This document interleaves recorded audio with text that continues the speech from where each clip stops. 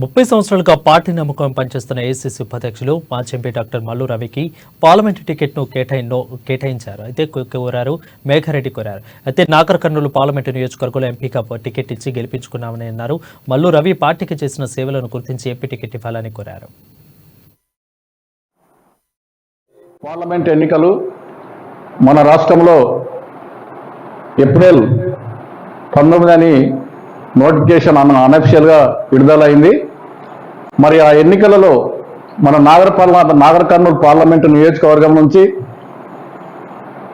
మల్లురావు గారికి టికెట్ ఇవ్వాలని మీ అందరి అభిప్రాయాన్ని నేను తెలియపరుస్తూ మీ యొక్క అభిప్రాయాలను సేకరించడానికి నేను వచ్చేసాను తప్ప నన్ను గాంధీ భవన్ నుంచి పోయి సేకరించని అడగలేదు.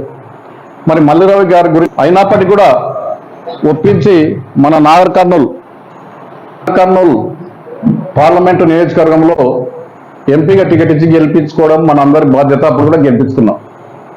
మరి అప్పటి నుంచి కూడా మల్లు రవి గారు కులమత భేదాలకు ఖచ్చితంగా మరి ఆయన నాగర్ కర్నూలులో ఉంటూ బడుగు బలహీన వర్గాలకు అందరికి సేవ చేస్తూ పిలిస్తే పలికే మల్లు రవిగా పేరొందిండు. మరి మనకు సుపరిచితులయ్యాడు. మనం ఎవరం పోయినా ఏ పని మీద పోయినా ఒక కుటుంబ సభ్యుడు ఏ విధంగా మనను పలకరిస్తాడో ఆ విధంగా పలకరించి మనకు బంధువుడయ్యాడు, ఆపద్ బాంధవుడయ్యాడు.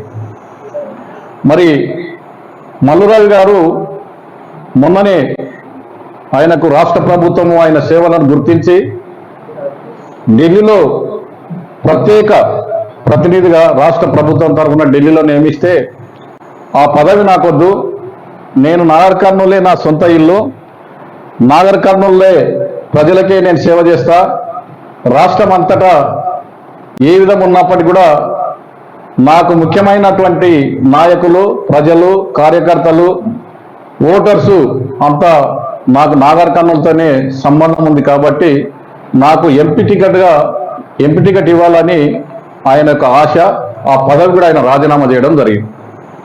మరి ప్రస్తుత పరిస్థితులలో